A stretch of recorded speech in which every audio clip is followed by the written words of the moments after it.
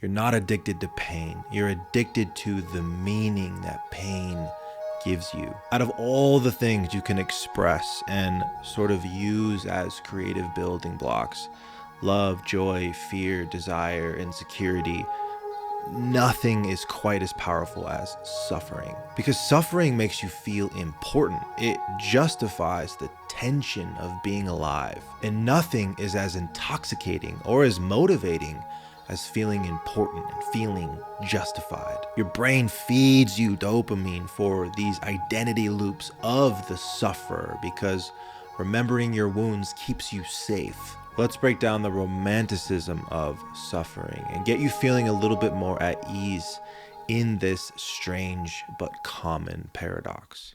Suffering is wise. Your self-concept, who you think and tell yourself that you are, right? It needs suffering to hold itself up. Suffering is the scaffolding of wisdom. It's the painted proof of experience. I, especially in my early 20s, had a huge complex of inventing suffering in order to kind of scar up the proverbial pretty face of youth to be accepted into the crucible of human connection. Our wounds get put up on display because they're interesting. They're proof of concept. Suffering is like the front porch cigar smoke tagline of the universe. Like, oh, just wait.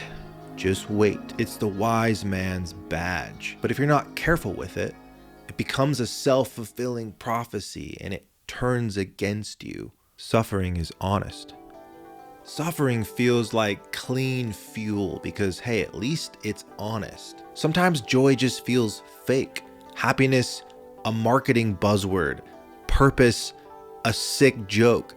So that suffering can feel like the only reliable feeling, the only thing that you have direct access to all the time. We were raised on idealism, right? Disney movies, action heroes, fantasies. And we do everything we can to stave off the bitterness as we get older because we become disillusioned. So when we embrace this suffering, it can feel like an almost making up for lost time feeling. A wounded soul can be so much more trustworthy than a sanitary smile. More often than we'd like to admit, we take solace in bitter realities and calloused people because, again, at least they're telling the truth. There's a seductive transparency to a disillusioned heart. When you're a rebellious, individualistic thinker, you're gonna reject the happy herd. And so the lone wolf seeker who sees the dark truth is gonna become a sort of wisdom keeper. But nowadays, the happy herd is quite nihilistic and miserable. So maybe the new renaissance is joy. More on that later. My suffering.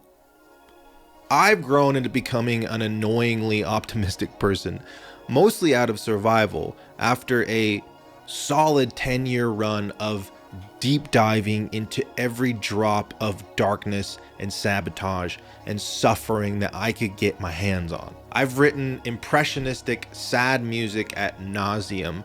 I've destroyed relationships. I've sabotaged opportunities. All because in hindsight, I needed to feel important. I'm a middle child. I didn't grow up with much, so I'm very scrappy and I feel very comfortable in the chaos and the scarcity that made me. I've realized that even to my own detriment, I'll rebel against things that are healthy for me in order to uphold the suffering underdog identity. But the only reason this channel exists and the only reason I've had any success is because I've learned to wear the romantic sufferer as a costume and not as my skin. The tortured artist worship. The thinkers, writers, musicians, actors, painters, poets who we hold the most high are usually the most tortured because art is dysfunction in so many ways. Good art is the mirror of truth. And if you're honest, you mirror formidability and you show us all the stuff that we're too afraid to bring to the surface. Death, destruction, power, sex, obsession, sabotage. We're very entertained by these things because they make us feel better, about the things that we can't talk about but still feel. The tortured artist brings this to the surface and wraps themselves in it, often destroying their own life in tragic technicolor. We're mostly afraid of death and darkness, so when someone makes it a little bit more familiar, they're immortalized. They're prophets from somewhere we can't go now but are headed anyway. And that's why suffering gets you seen. Dark nobility. Most of us make the sort of spiritual void we feel the dark center of the universe, because that's what we were taught to do. We make this black hole vacuum of every conundrum of consciousness, every imbalance, every injustice. The godfathers of thinking worshipped this dark nobility and then handed us the keys for digging for it. Western literature and psychology worship the self-important suffering, and now it's on the mantle of art and academia, and it's irreversibly bled into our collective psyche. But here's the fundamental question. Is the romanticism of suffering and this deeply seated cultural worship of darkness a quest for truth or a quest to justify our impermanence, insecurity, and meekness? I recognize that I can speak about and feel suffering, and I recognize that I can speak about and feel peace and joy. Ultimately, you have the right to fully embrace this dark nobility, or you can embrace joy as an act of rebellion. There's so much despair and fear and disillusionment in the modern world. We're so informed, we're so aware, and the more that we know, the less we believe. So maybe the modern act of rebellion is belief. The new renaissance might be regulating your nervous system, unplugging from the noise, and sort of acting in solidarity as a joyful, resourceful human being as much as you can. And that doesn't mean you fall into ignorance. It means that you respect your sanity and you embrace your one life. It means that you recognize that technology has tipped the scales way too far, and that the new war is a war for your mind. Right now, it's way too easy to take suffering too far. Suffering goes too far when it becomes perpetual, synthesized victimhood. So many people, especially creative people, play the victim. For a lot of us, it's the most reliable way to get attention, to get seen. It's a familiar, safe identity, especially when you've been calloused or disillusioned by being happy. You think suffering keeps you deep or keeps you informed, but really it just keeps you predictable and continues to recycle this old pain. Biology of suffering.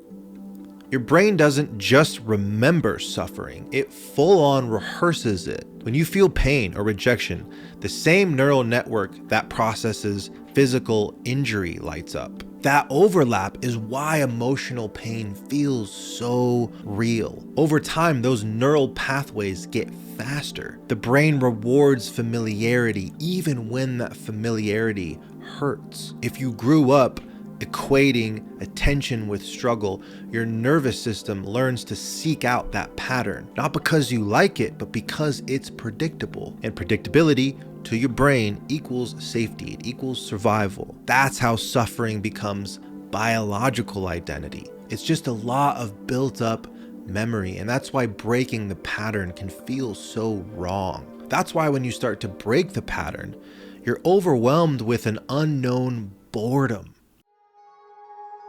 Romantic suffering can create beautiful depth, and it can give you a sort of 4D sense of reality. But when it blindly destroys and creates loops of insanity and inertia, it has to be alchemized into something else, something that can hold its depth and keep its shape without plunging into despair. And that narrative, creators needing torment, is a myth that we invented to rationalize struggle. Pain taught you empathy and discipline, but it's not your muse anymore. The next muse is stability. The new high is clarity. Romantic suffering is a delicious and crucial flavoring of life and creative work, but it can't be the entire palette.